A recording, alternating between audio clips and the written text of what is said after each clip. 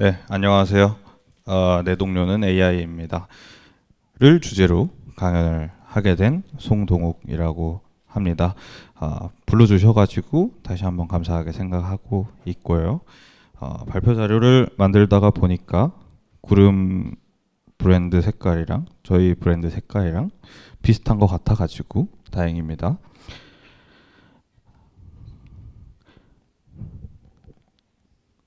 채널 코퍼레이션에서 리드 웹 엔지니어를 맡고 있고요.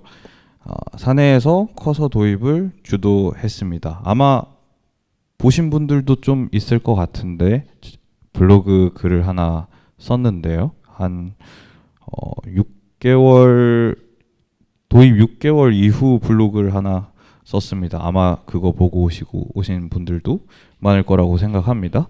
오늘 발표에서는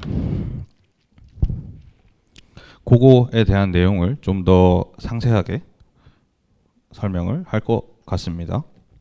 우선 제 소개를 조금 더 하고 넘어가겠습니다. 저는 사실 아직 대학교 졸업을 못했습니다. 왜냐하면 산업기능요원으로 시작을 했거든요. 근데 그게 졸업을 안 해야만 산업기능요원을 할 수 있어서 그렇게 얼레벌레 5년이 지나갔는데 아직까지 어찌됐거나 졸업을 못했습니다. 그런데 졸업은 해야 되겠고 회사에서는 리드 달았으니까 매니징도 해야 되지, 프로젝트 관리도 해야 되지, 또 사장님이나 기술이사님이 시키면은 이것저것 가가지고 일해야 되지, 시키는 게 너무 많았고요. 근데 회사랑 학교 병행을 하려면 진짜 몸이 나만하지를 않습니다.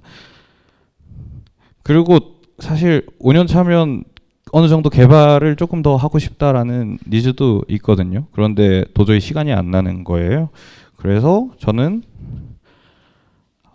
이 여러 마리 토끼를 한 번에 잡으려면 내 생산성이 지금 있었던 거보다는 몇 배로 좋아져야 이거 간신히 버티겠다 싶어가지고 마침 작년 하반기에 AI 붐이 제대로 불었죠. 그래서 AI를 통해서 내 생산성을 슈퍼 점프해 보기로 생각을 했습니다. 그래서 지금 졸업을 했냐면 아직 못했습니다. 결국 휴학을 하고 회사 일을 하고 있고요. 아무튼 간에 당시 2024년 한 2학기니까 한 9월, 10월 정도였는데 이때는 커서랑 윈드서프가 양강 체제였습니다. 윈드서프는 지금 갔지만 커서는 아직 뭐 나름 건재한 편이죠. 근데 이제 그때 저는 어떤 선택을 했었냐면 다행히 맞는 선택을 했는데 VS 코드를 포크 떠서 만든 커서를 선택을 했습니다. 그리고 어떻게 해야 내가 이걸 일에도 쓸 수 있을까를 고민을 하고 있었는데 학교 과제에서 좀 괜찮은 게 있었어요. 그래서 그거를 AI로 써보자고 결심을 했습니다. 그래서 어떤 프로젝트였냐면 벡터 그래픽 캔버스 에디터를 만드는 게 학교 과제였어요. 이거 이제 왜 AI를 써서 학교 과제를 하냐라고 생각하실 수 있겠지만 강의 끝나고 나서 교수님한테 잘 이야기했는데 그 문제 없이 넘어갔고요. 제 목표는 그거였습니다. 커서로 이 프로젝트를 95% 완성시켜보자. 내가 타이핑을 치는 걸 정말 최소화해보자를 목표로 한번 들고 가봤습니다. 근데 이제 한번 이게 꽤나 유명한 예제라서 아마 아시는 분들은 아시겠지만 되게 여러 가지 디자인 패턴들을 좀 섞어가지고 써야 좀 만들어집니다. 안 그러면 뭐 선에 텍스트를 추가한다거나 아니면 뭐 뒤로 가기 앞으로 가기 만든다거나 할 때 삐걱삐걱 거리거든요. 그래가지고 이거 꽤나 어렵고 근데 오른쪽 책에서 요 주제를 다루고 있습니다. 그래서 한번 살펴보시면은 좋을 것 같다. 어찌됐거나 요거를 해봤는데 이거 약간 될 것 같더라고요.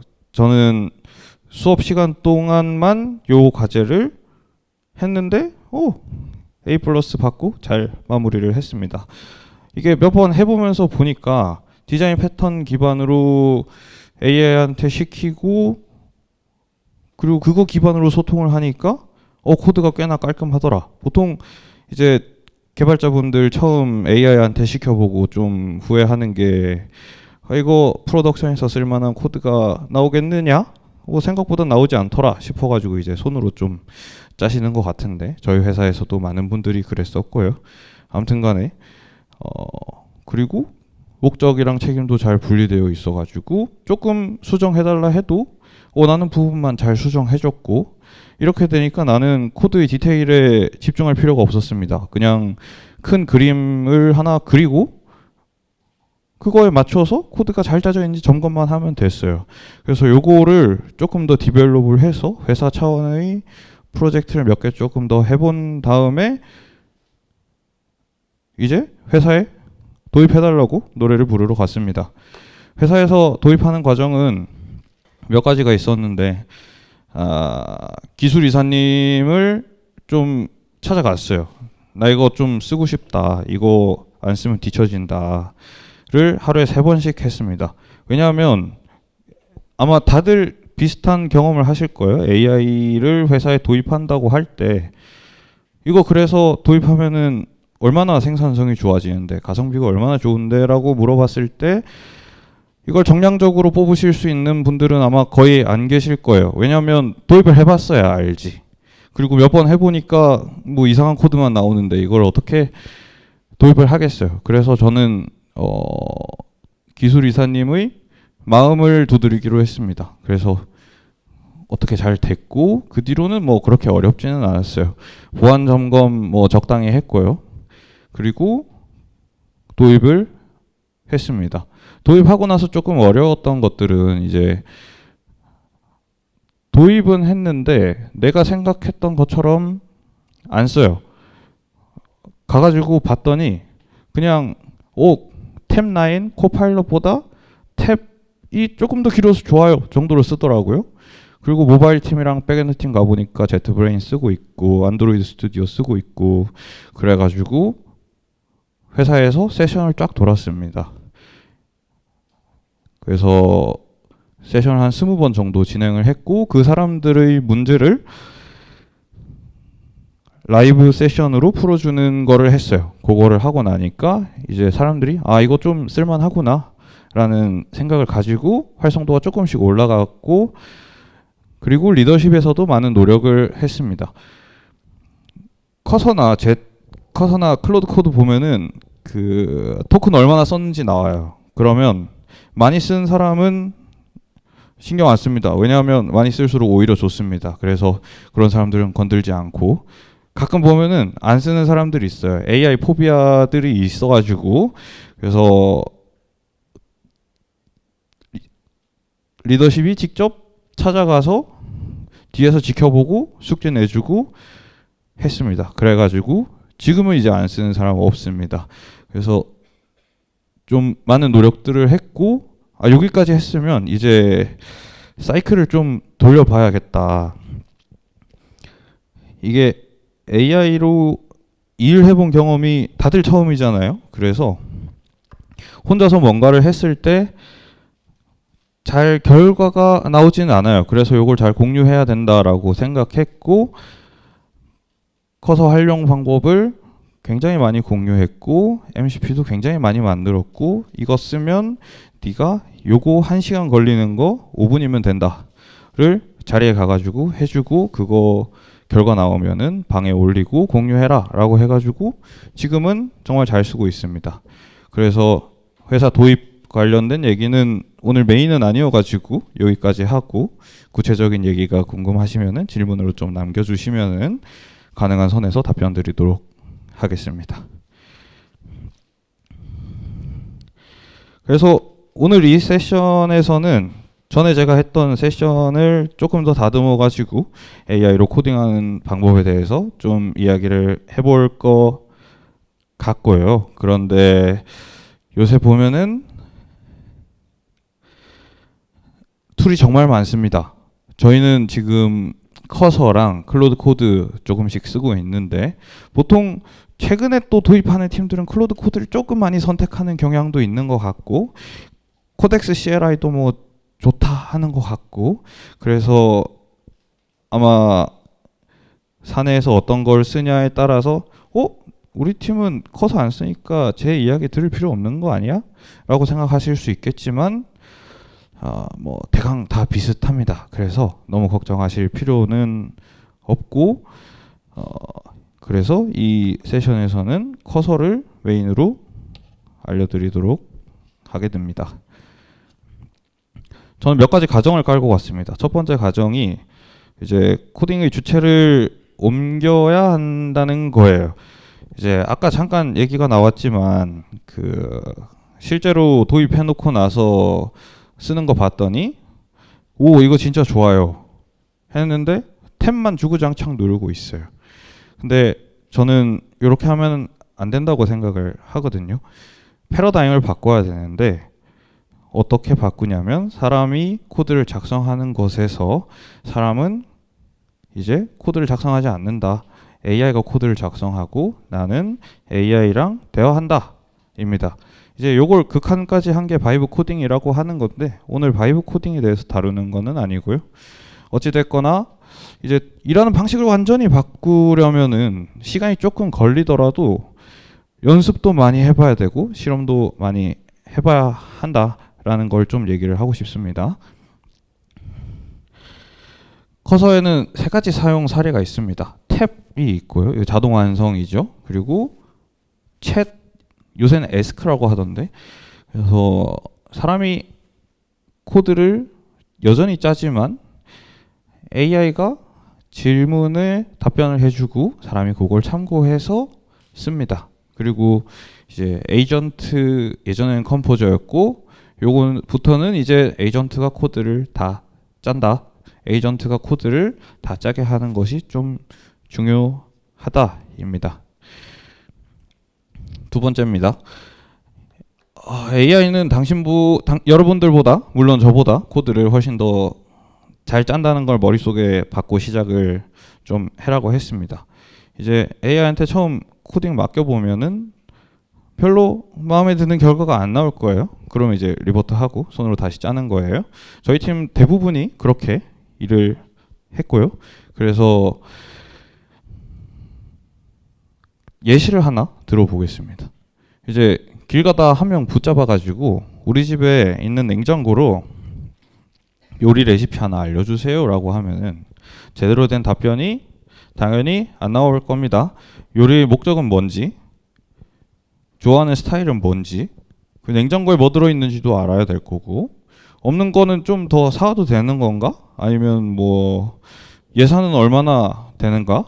등을 좀 알아야 기대하는 답변이 나올 텐데 코딩도 사실은 똑같다라는 겁니다. 이제 LLM한테 그냥 냅다 물어보면은 당연히 원하는 질문이 안 나온다. 그래서 이 가정 2의 숨겨진 뜻은 맥락만 동일하게 주어진다면 AI는 여러분들보다 코드를 훨씬 잘 짠다 라는 겁니다. 그래서 오늘은 AI랑 대화를 해서 생각을 풀어내면서 체계적으로 정리하고 그 과정을 코드로 작성하도록 위임하는 한 바퀴를 돌아보도록 하겠습니다. 이걸 이제 컨텍스트 엔지니어링이라고 요새 부르고 있는데 요새 또 용어가 너무 많아가지고 한번 짚고 넘어가면은 바이브 코딩이라는 게 있습니다. 아마 다 들어보셨을 거예요. 이제 AI한테 이야기만 해서 프로덕트를 만드는 거고 얘는 실무에서 못 쓰죠. 예. 그리고 얘의 이제 목적은 결과가 틀렸으면 AI의 레버리지를 적극적으로 활용해서 버그를 수정한다기보다는 새로 짜라라는 거고요. 이제 컨텍스트 엔지니어링은 LLM이 문제를 해결하려면 맥락이 있어야 되니까 그 맥락을 잘 주입하는 여러 가지 엔지니어링 기법들을 얘기합니다. 그런데 이게 뭐 조금 추상적이고 포괄적이라서 그래서 조금 애매한 측면, 이 용어 엔지니어링이라는 용어 자체가 조금 맞나라는 생각은 들지만 어찌됐거나 오늘 이야기의 대부분은 요거에 해당할 것 같습니다. 그래서 가장 첫 번째 스텝으로 사람들한테 해라고 한 게 요 화면입니다. 우리는 AI랑 핑퐁을 하는 게 주요 목적이니까 우리가 잘 아는 언어로 설정을 해놓고 답변을 읽어야 하겠습니다. 이제 우리는 영어를 잘 못하니까요. 이제 네이티브급 아니면은 그냥 웬만하면 한국어로 쓰라고 설정을 강제를 걸었습니다. 이제부터 프롬프트 기반으로 하나씩 좀 짚을 것 같습니다. 예시는 리액트에 있는 서비스 하나를 가지고 썼는데 요걸 그대로 서버 코드로 옮겨가지고 해도 잘 됩니다. 제가 요 프롬프트 같은 경우에는 이제 프로덕션 코드를 짜다 보면 어쩔 수 없이 레거시나 본인 마음에 안 드는 코드가 나오는 경우가 있습니다. 그래서 그것들을 들고 와서 이걸로 리팩토링을 한 바퀴 도는 프롬프트입니다. 첫 번째 거부터 가겠습니다. 한 번에 코드 생성을 좀 막았으면 좋겠습니다. 왜냐하면 에이전트는 질문하면 일단 코드를 뽑아요. 근데 그 코드 뽑은 걸 보면은 보통 한 몇백 줄 됩니다. 근데 요걸 이제 사람이 다 읽을 수 있느냐라고 하면은 당연히 못 읽으니까 놓고 리버트 하고 손코딩 하러 가는 건데, 이제 우리는 문제를 구체화하고 내가 기대하는 방향으로 이 AI랑 온라인을 맞춰주는 작업을 할 겁니다. 그래서 내가 허락하기 전까지는 절대 코드 작성을 하지 말라고 이야기를 해두면 코드 작성을 안 합니다. 물론 요거 여러 가지 베리에이션이 있어요. 뭐 플랜 앤 액트라거나 이제 이런 기법이라고 하긴 좀 뭐하지만 경험들이 인터넷에 꽤 많이 있습니다. 그래서 참고를 찾아보시면 몇 가지 재밌는 것들이 좀 있을 거예요. 그래서 일단 한 번에 코드 생성을 막았습니다. 코드 생성을 막고 나서 이 프롬프트 전체에 대한 이야기를 한번 짚고 넘어가면은 프롬프트 엔지니어링이라는 키워드도 꽤 많이 유행을 했었죠. 이제는 프롬프트라는 용어도 좀 익숙해지고 프롬프트 엔지니어링이라는 용어도 좀 익숙해졌겠지만 기본적인 개념만 한번 짚고 넘어가도록 하겠습니다.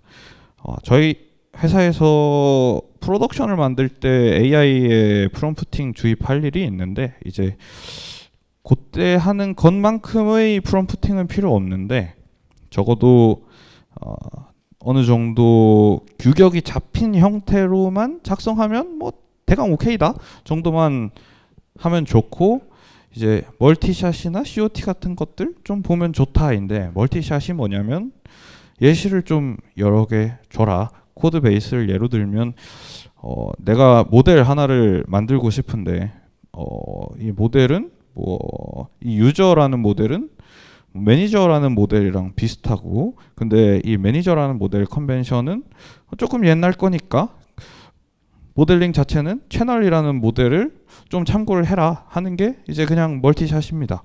좀 그럴듯하게 붙여놨지만 뭐 아마 다들 하고 계실 겁니다. 그래서 그게 있고요. COT가 뭐냐면 이제 그때 한창 LLM 추론 능력이 그렇게 뛰어나지 않을 때 이 사람들이 이것저것 지켜보다가 발견한 게 있어요. 이거 좀 깊게 생각해라고 하니까 진짜 깊게 생각하네 해서 COT라는 기법이 나왔습니다. 체인 오브 소웃이라는 건데, 그래서 뭐 이런 것도 조금 넣어주면은 좋기는 하다. 근데 요새는 추론 능력도 충분히 올라왔고 그리고 성능 자체도 많이 올라와서 그렇게 크게 목맬 필요는 없습니다. 클로드나 오픈 AI 같은 데서 프롬프팅 가이드를 많이 제공하고 있어요. 관심 있으시면 한번 읽어보시면 좋을 것 같고, 조금 더 마이너한 걸로는 모델별로 프롬프트 매기는 방법이 다릅니다. 뭐 멀티샷 같은 걸 이제 위에 쓰고 뭐 목적을 왕창 쓰고 연관자를 뭐 아마 인터넷 돌아다니면서 좀 보셨을 텐데 저는 그렇게 중요하다고 생각하지는 않고, 근데 주력으로 쓰는 모델 정도는 특색이 다 조금씩 달라요. GPT-4 다르고 4.1 다르고 5 다른 게 아마 쓰면서 느끼실 거니까. 근데 이런 거는 한번 알아두면 뭐 적당히 씁니다. 그 다음으로 중요한 게 기대치 맞추는 섹션입니다. 기대치를 잘 맞춰놔야 이제 나중에 코드가 내 마음에 맞게끔 나오는 건데, 이모지 서비스를 예시로 들면 코드 안에 쓰여 있는 숨은 의미들도 있겠지만 이제 코드 안에 드러나지 않는 게 훨씬 더 많다. 특히 프로덕션 코드일수록 그렇다. 뭐 노션에 적혀 있거나 아니면 회의 때 얘기는 했지만 뭐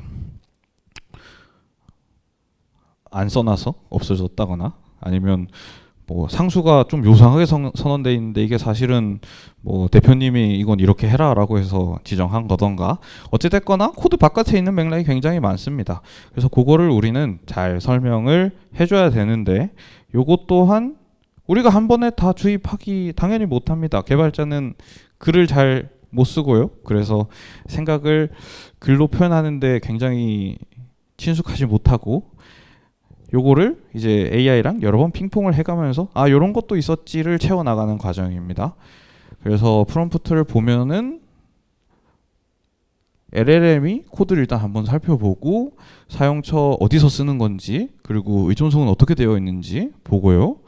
그리고 네가 코드를 봤을 때 이 코드가 비즈니스적으로 요구하는 게 뭔지 한번検討해봐라 하는 거고, 그래서 그거 말고 내가 이제 요 좀 검색 정렬 코드가 과하게 간결합되어 있다거나 아니면 제이슨에 바로 접근하고 있어서 좀 별로라거나 아니면 기타 외부 의존성이 좀 강하다거나 요런 좀 내가 봤을 때 좀 냄새가 나는 부분들 정리를 해가지고 네가 이해한 거랑 대차 대조 해봐 라고 하는 겁니다. 그래서 이렇게 하면 뭐 몇 가지 이모지 서비스와 관련된 추가적인 질문들을 왼쪽에다가 적어놨습니다. 이모지 서비스를 고치고 싶은 이유가 있겠죠?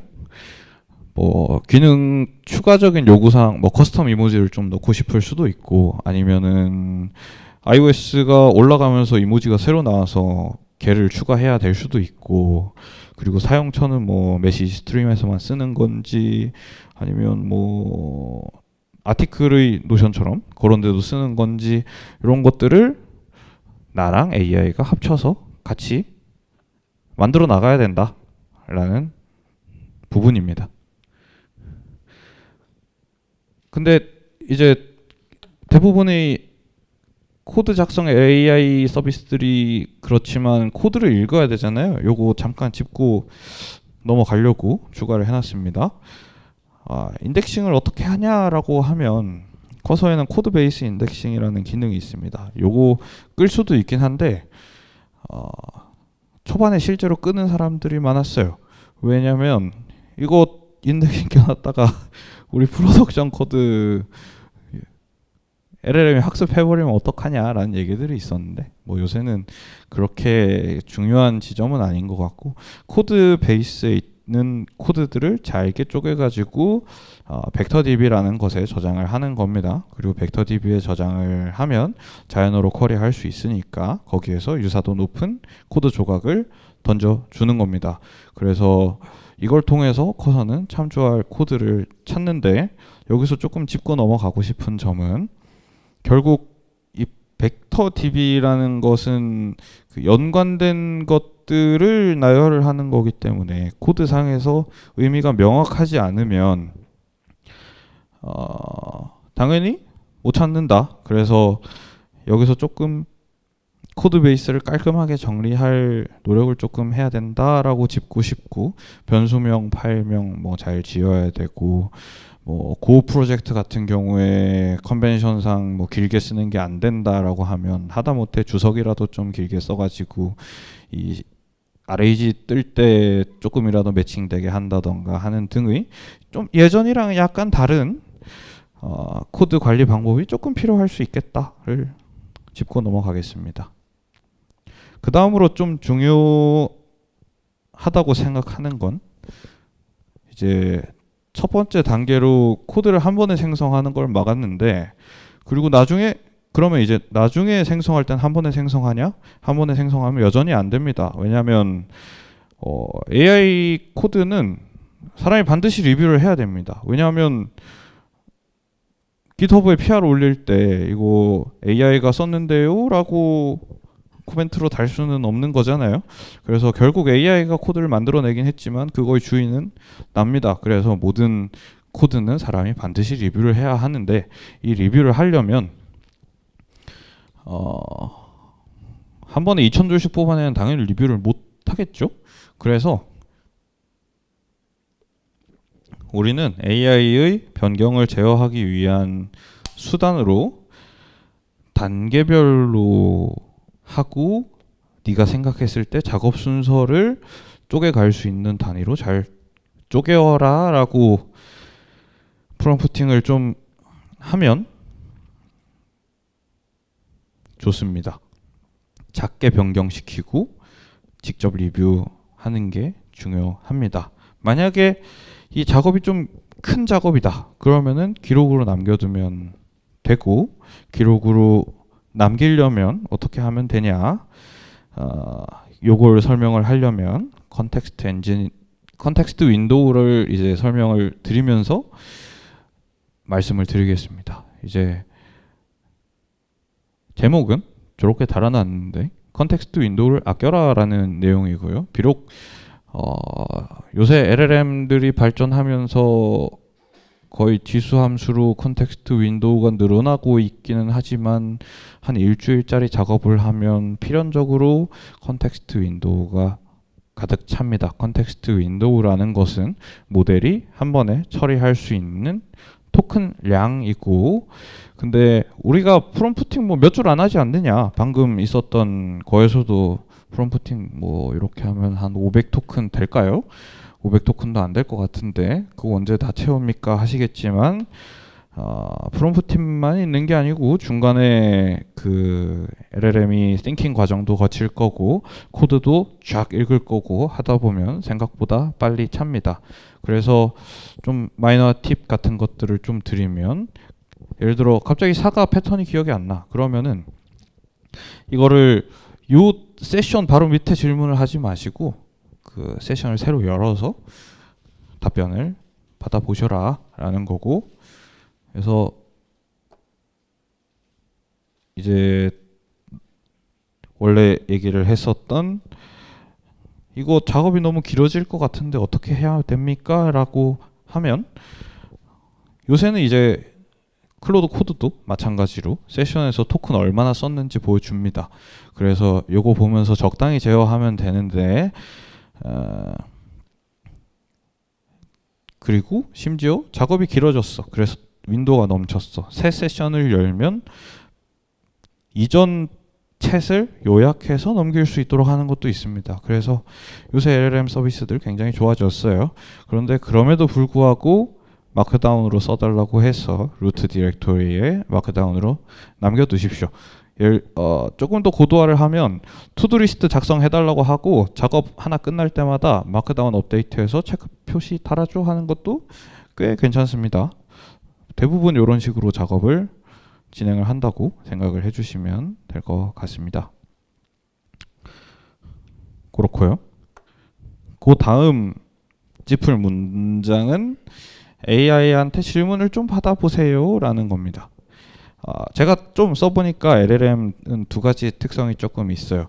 요새 조금 괜찮아지고 있는데 여전히 주어진 것 안에서만 해결하려는 좀 경향이 있고요. 이제 뭐 논문 같은 거 보면 자기가 토큰 수를 좀 아끼고 싶어 한다던가 라는 얘기들이 있는데, 뭐 그런 건 중요하지 않고 어찌됐거나 주어진 것 안에서만 좀 해결하려고 합니다. 그리고 뭐든지 다 좋대요. 내가 예를 들어서 LLM이 답변을 했는데 A라고 답변을 했는데 B가 더 좋은 것 같지 않아? 라고 제가 다시 질문하면 그렇네요, B가 더 좋은 것 같습니다 라고 하는 경향이 좀 있어요. GPT-5는 조금 괜찮아졌어요. 아무튼 근데 이런 상황에서 제가 이걸 어떻게 파해할 수 있을까를 좀 고민을 해봤는데, 그래서 추가했던 문장이 이렇게 세 개입니다. 시니어 엔지니어 관점에서 비판적으로 리뷰했으면 좋겠다. 그리고 분석 과정에서 좀 불명확한 부분, 너 이거 코드 레벨에서는 비즈니스 로직이 충분히 표현되지 않는데 약간 아리까리해, 이런 것들 좀 질문해주면 내가 그 컨텍스트 채워주겠다. 그리고 뭐 디자인 패턴 뭐 A랑 B랑 C 중에 이거 뭐 써야 될지 조금 헷갈려. 다른 데 보면 A 쓰는 데도 있고 B 쓰는 데도 있고 C 쓰는 데도 있어. 를 LLM한테 조금 받아보자. LLM한테 받아주면은 이거 생각보다 꽤 괜찮습니다.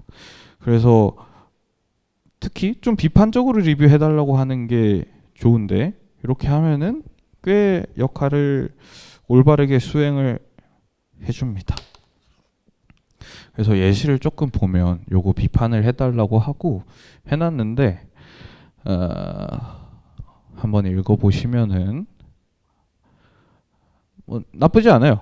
그래서 뭐 여기에서는 물론 의도된 것도 있고 의도되지 않은 것도 있겠지만은, 그래서 이런 것들에 대한 답변을 채우는 행위 자체가 이 LLM이 조금 블러하게 판단한 부분을 추가적으로 맥락을 준다는 점에서 어찌됐거나 좋습니다. 저는 웬만한 거 할 때 한 번씩 다시 물어보고 하는 것 같습니다.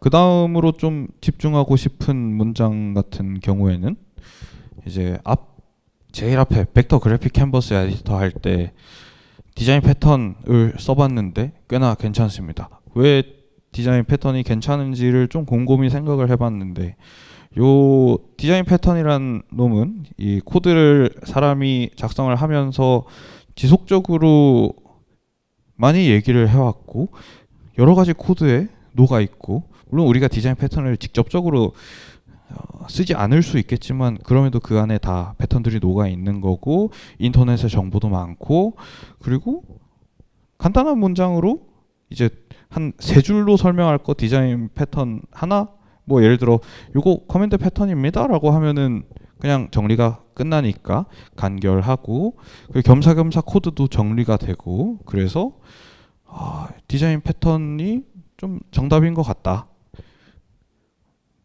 저는 개인적으로 가장 강조하고 싶은 부분이고, 그래서 저희 팀에서는 이 벡터 그래픽 캔버스 에디터를 웹팀 온보딩으로 지정을 해놨습니다. 그래서 디자인 패턴은 다시 강조해도 중요한 것 같고요. 이렇게 하면 답변이 얼추 나옵니다.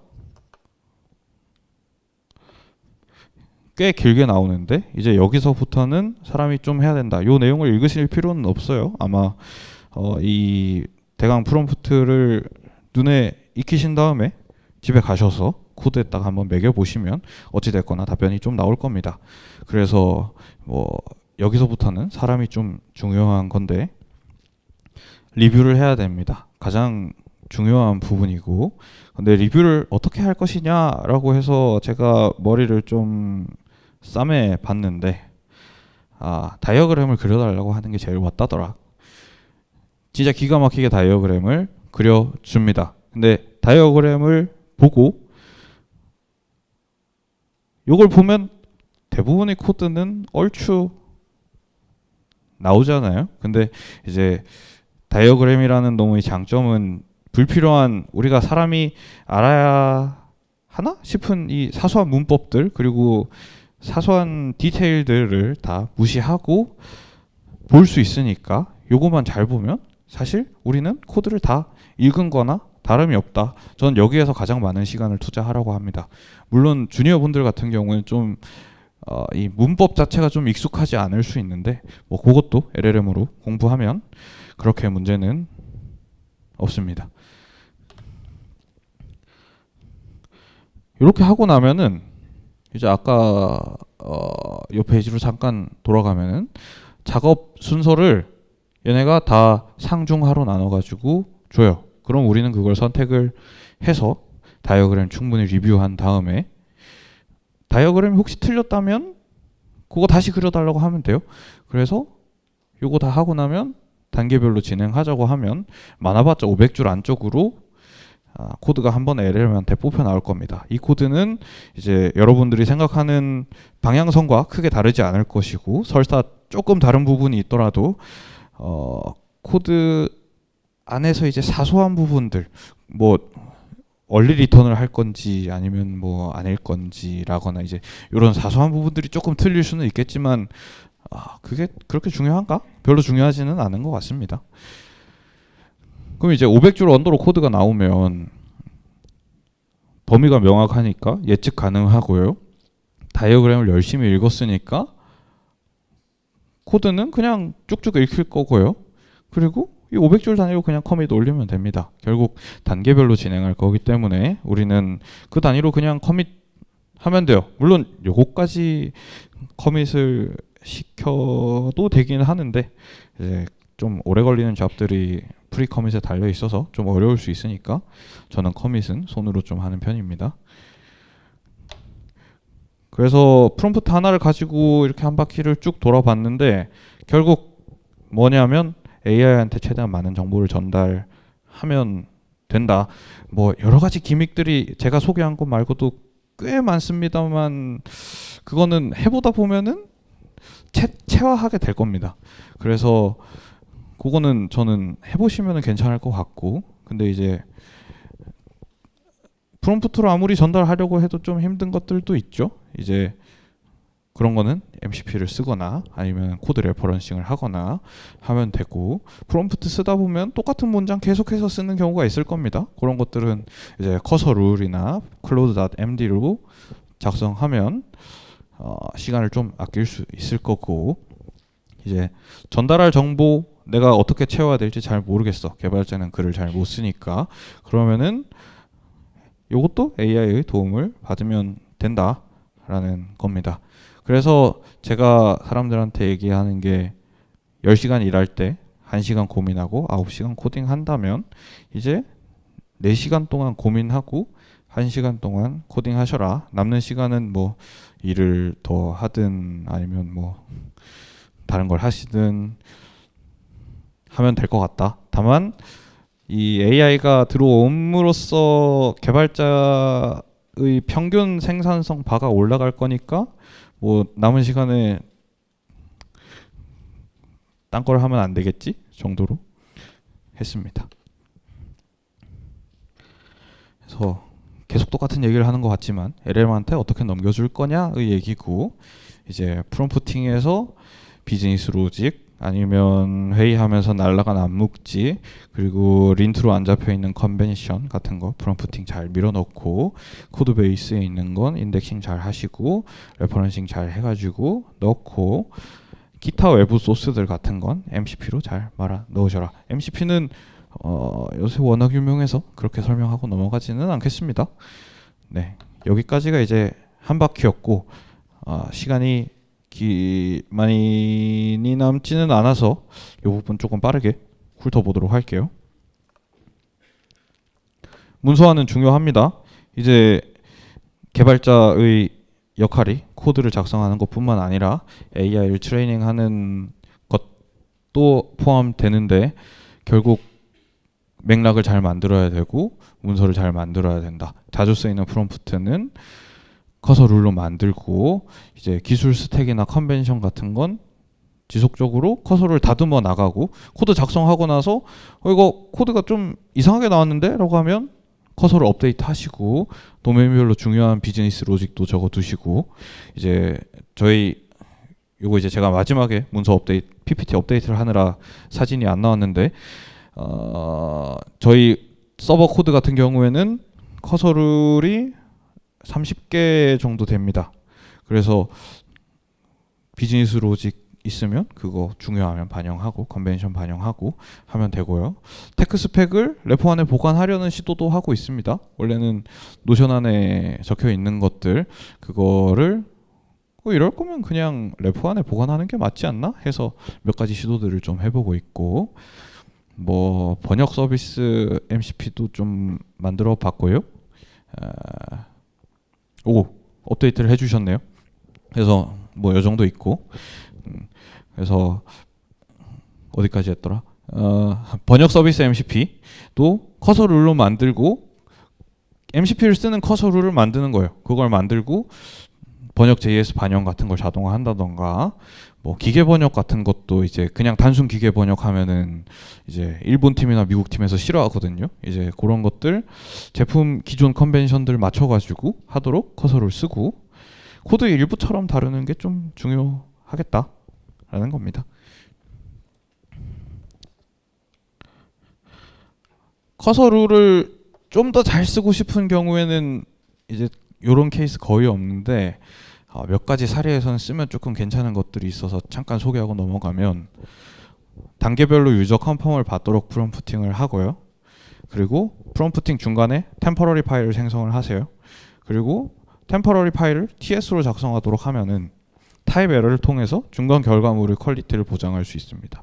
예를 들어서 저희 팀에서 번역을 어떻게 진행을 하고 있냐면 코드를 쓸 때 그냥 컴포넌트 안에 한글로 집어넣습니다. 쭉 집어넣고 나서 작업 마지막 타임에 이거 번역해줘 라고 하면 아래 플로우를 따라가요. 한글 문장을 LLM이 찾고요. 그리고 그걸 찾아서 TS 파일로 템포 파일을 만들어 가지고 이제 리스트를 쫙 적습니다. 그리고 다음 단계로 진행하시겠습니까? 라고 하면 예, 진행해 주십시오 하면은 이제 그 다음 단계로 그걸 그 TS 파일 이제 컴파일 에러 타입 에러가 없는 템포러리 파일을 가지고 또 템포러리 파일을 만듭니다. 그러면 이제 키 밸류 쌍이 완결이 나는 거죠. 그럼 그걸 가지고 또 다음 단계로 진행하면 그 제이슨 혹은 오브젝트를 가지고 하나씩 MCP로 번역 플랫폼에 올리면 완성도가 굉장히 좋아진다. 그래서 어려운 작업할 때는 템프 파일을 꼭 만들고 타입이 잡힌 언어로 만들면 더 좋습니다. MCP는 요새 당연히 잘 활용해야겠죠. 외부 소스를 참조시키기 위한 강력한 도구고 몇 가지를 좀 소개를 하겠습니다. 컨텍스트 7은 워낙 요새 좀 유명해가지고 들고 와야 되나라고 좀 고민을 했는데 LLM이 이제 그 컷오프도 있고 이제 좀 많이 쓰였던 거 위주로 답변을 하다 보니까 최신 라이브러리에서는 좀 별로더라 하는 경우를 해소하기 위해 컨텍스트 7이라는 MCP를 사용을 하면 최신 정보를 도큐멘테이션 기반으로 잘 가져다 주고요. 요거 리모트도 할 수도 있고 다운로드 받아서 할 수도 있는데 리모트 하면 좀 뻥나는 경우가 많아가지고 저는 로컬로 받아가지고 좀 씁니다. 그리고 그 다음으로 좀 강력하게 추천하고 싶은 건 세레나라는 MCP인데 요거는 세팅을 조금 해야 돼요. 근데 세팅하고 나면 그 심볼 레벨 코드 탐색을 제공해서 요게 기가 막힙니다. 예를 들어 저희 팀에 이런 논의가 있었어요. 매니저라는 게 한국에서는 좀 일반적인 용어인데 일본이랑 미국에서는 이 매니저가 조금 안 맞다. 뭐 팀메이트 뭐 요런 용어가 조금 더 좋다라고 했을 때 이제 조금 아찔하죠. 왜냐하면 매니저는 굉장히 많은 영역에 포진해 있는 모델이라서 조금 아찔한데 그런 거 할 때 기가 막힙니다. 파인드 심볼 해서 심볼 레벨으로 알아서 파이썬 코드도 짜가지고 바꾸고요. 아니면 별도 윈도우가 떠가지고 돌아가요. 그래서 컨텍스트 윈도우도 많이 아껴준다. 요거는 꽤 재밌습니다. 그 외에는 좀 유명한 것들 뭐 리니어, 센트리, 노션, 옵시디언, 피그마 같은 것들이 있는데 사실 피그마는 아직까지 그렇게 추천드리지는 않고요. 조금 별로더라고요. 이제 앞서서 마크다운으로 좀 해라고 했는데 저희는 이제 또 그런 고민을 했습니다. 요거 마크다운으로 굳이 써야 될까? 우리가 티켓 매니지먼트 시스템을 쓰고 있는데 그냥 거기다가 올리면 안 되나? 거기다가 올리면 될 것 같은데? 라고 해서 해봤더니 요거 기가 막힙니다. 맥락 관리 끝판왕이 되고요. 그래서 이슈 티켓을 LLM이 만들고 LLM이 티켓 바이 티켓으로 쳐가지고 PR 올리고 또 PR 올리고 하면은 진짜 간단한 거는 금방 끝납니다. 그래서 요것도 다 추천하는 것 같은데 다 좋아서 뭐 그 외에는 이제 코드 바깥에서 어떻게 노느냐 DB 스키마 보고 KPI 설정하는 데 도움 받을 수 있고요. 리드시의 꼽을 SQL 쿼리 짤 때 기가 막히고요. 그리고 디자이너가 뭐 튜토리얼 카드를 재편하고 싶대요. 요거 이제 근데 코드 레벨로 안 보면 못 찾거든요. 왜냐하면 피처가 여러 개니까. 그래서 요거 코드 베이스상에서 싹 읊어가지고 리포트로 작성해 달라. 이런 것도 잘 되고, 아니면 뭐 특정 파일만 렌더링이 안 되는데 영상 메타데이터를 싹 까가지고 유출을 해줘 봐 달라. 이런 것도 잘 되고, 결국 뭐 몇 가지 여러 가지 것들이 있는데 요건 시도해보기 나름인 것 같습니다.